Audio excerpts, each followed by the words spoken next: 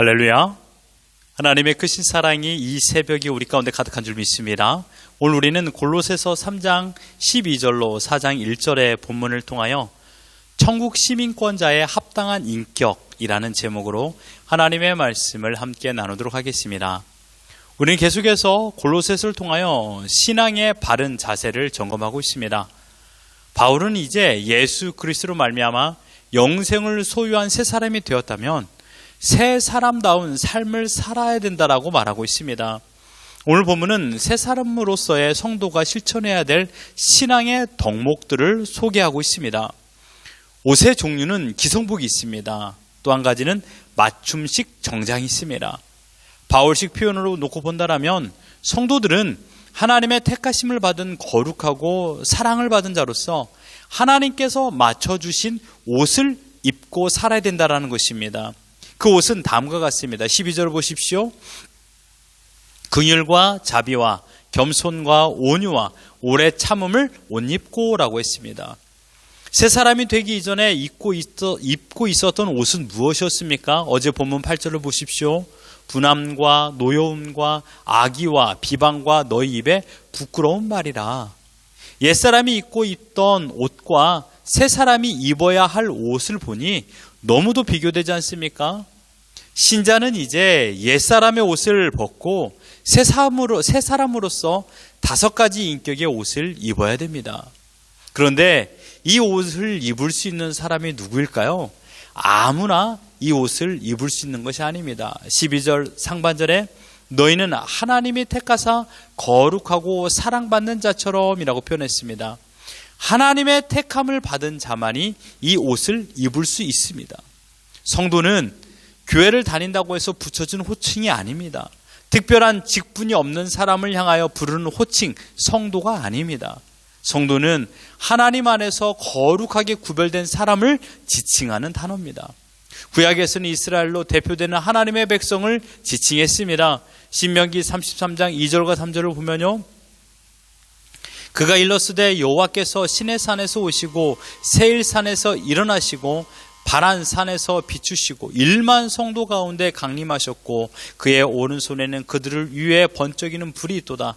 여호와께서 백성을 사랑하시나니 모든 성도가 그의 수중에 있으며 주의 발 아래에 앉아서 주의 말씀을 받는도다. 여기서 말하는 성도는 이스라엘 백성을 의미합니다. 이스라엘은 열국 가운데 특별히 하나님께서 자신의 장자 나라로 선택하셨습니다. 선택하신 것뿐만 아니라 특별한 사랑을 공급하셨습니다. 그것은 하나님께서 이스라엘을 지켜주신다라는 것입니다. 신명기 32장 10절을 보면 여호와께서 그를 황무지에서 짐승이 부르짖는 광야에서 만나시고 호유하시며 보호하시며 자기의 눈동자같이 지키셨도다. 하나님께서는 택한 백성 이스라엘을 애굽 땅에서 바로의 폭력과 억압과 고통당하고 있을 때부터 그들이 출애굽하고 광야에서 40년 동안의 생활 기간을 하나님께서 지켜주셨습니다. 하나님은 결코 우리를 다른 천사에게 맡기지 않습니다. 직접 호유하십니다. 여기서 호유하다라는 것은요, 곁에 서서 세심하게 지켜보다라는 뜻입니다. 뭐라고요? 곁에 서서 세심하게 지켜보다. 태어난 지 몇 개월 안 되는 아이 곁에는요, 부모가 항상 있습니다. 그리고 세세히 지켜봅니다. 아이의 어머니는요, 아이의 손짓 하나, 발짓 하나, 목소리 하나에 민감하게 반응을 하죠. 마음을 한시도 놓지 않고 세심하게 아이들을 돌보는 부모처럼 하나님께서는 이스라엘을 호유하십니다. 마찬가지입니다. 성도는 하나님의 선택을 받은 백성으로 가장 큰 유익이 있다라면 그것은 하나님께서 친히 호유하신다라는 사실입니다. 바울은 이 사실을 골로새 교인들에게 이렇게 표현했습니다. 골로새서 1장 13절에 그가 우리를 흑암의 권세에서 건져내사 그 사랑의 아들의 나라로 옮기셨으니, 흑암의 권세 아래 죽어 마땅한 죄인이었던 우리들을 흑암의 구덩이에서 빼내어 사랑의 아들의 나라로 옮기셨습니다. 성도가 받은 가장 큰 복입니다. 여러분, 구원보다 더 큰 복이 어디 있습니까? 여러분, 이 땅에서 잘 되는 것도 중요하지만 여러분, 구원받은 것보다 더 큰 복은 없습니다. 성도가 된다라는 것은요, 우리의 노력과 열심으로 만들어낸 결과가 아닙니다. 내 행위를 보시고 하나님께서 상 줄만 하시니까 구원을 베푸신 것이 아닙니다. 아무런 공로나 자격이 없던 우리들을 먼저 사랑하시고 선택하여 주셔서 더러운 옷을 벗겨주시고 아버지 하나님의 자녀다움의 옷을 입혀주신 것입니다. 그 옷이 바로 예수 그리스도의 의의 옷인 줄 믿습니다. 예수 그리스도의 의의 옷을 입은 자들만이 성도로 부름을 받은 것입니다. 골로새서 1장 2절에 보면 골로새에 있는 성도들, 곧 그리스도 안에서 신실한 형제들이라고 말하는 성도는 하나님의 택함을 받은 자들입니다. 우리는 값없이 의의 옷을 입었지만 이 옷을 우리에게 허락하기에 예수 그리스도께서는 십자가에 달려 죽으셔야만 했습니다. 이제 우리는 주님의 생명으로 직접 제단하신 의의 옷, 세상에서 유일한 생명을 보장하는 명품 옷인 예수 그리스도로 옷을 입은 우리들이 어떻게 살아야 될까요? 옷이 사람을 만든다라는 라틴어 격언이 있습니다. 한국 속담에는요, 옷이 날개다라는 말도 있습니다. 이제 우리는 그리스도로 옷을 입은 성도로 감당해야 될 사명이 있습니다. 먼저는 여호와 하나님을 사랑해야 됩니다. 시편 31편 23절에 보면 너희 모든 성도들아 여호와를 사랑하라. 뭐라고요? 너희 모든 성도들아 여호와를 사랑하라. 성도의 사명은요, 여호와 하나님을 사랑하는 것입니다. 사랑이 무엇입니까? 하루 종일 생각하는 겁니다. 여러분 어제 무엇을 가장 많이 생각하셨습니까? 그 생각하는 것이 바로 생각의 대상이 사랑의 대상이라는 것입니다. 하루 종일 하나님을 생각하지 않았다면 우리는 하나님을 사랑한 것이 아닙니다. 하나님을 생각했다면 하나님을 사랑하는 것입니다. 우리의 모든 생각 중심에 하나님이 거하시기를 주님의 이름으로 축원합니다. 또한 시편 30편 4절에 보면요, 주의 성도들아, 뭐라고요? 주의 성도들아 여호와를 찬송하며 그의 거룩함을 기억하며 감사하라. 주의 성도들아 여호와를 찬송하며 그의 거룩함을 기억하며 감사하라. 성도는 여호와 하나님을 찬송하는 자들입니다. 감사하는 삶을 살아가는 것이 바로 성도입니다. 그리고 오늘 본문에서 말하는 것처럼 5가지 인격의 옷을 입고 하나님의 자녀란 이름에 걸맞는 삶을 살아야 됩니다. 긍휼과 자비와 겸손과 온유와 오래 참음입니다. 그런데 이 5가지 인격을 소유한지 안 한지 어떻게 할 수 있을까요? 이 5가지 인격을 여러분 어떻게 표현할 수 있습니까? 저는 이것을 말이라고 생각합니다. 본문 13절과 17절을 보십시오. 누가 누구에게 불만이 있거든 서로 용납하여 피차 용서하되. 17절에는요, 또 무엇을 하든지 말에나 일에나 다 주 예수의 이름으로 하고 그를 힘입어 하나님 아버지께 감사하라. 불만은요, 억울함과 불평은 언제나 말로 표현됩니다. 또한 무엇을 하든지 시작점은 언제나 말입니다. 하나님 아버지께 감사로 고백하는 것도 말로 표현됩니다. 긍휼의 말, 자비의 말, 겸손의 말, 온유의 말, 오래 참음의 말. 성도다움의 인격은 결국은 말로 증명되어야 됩니다.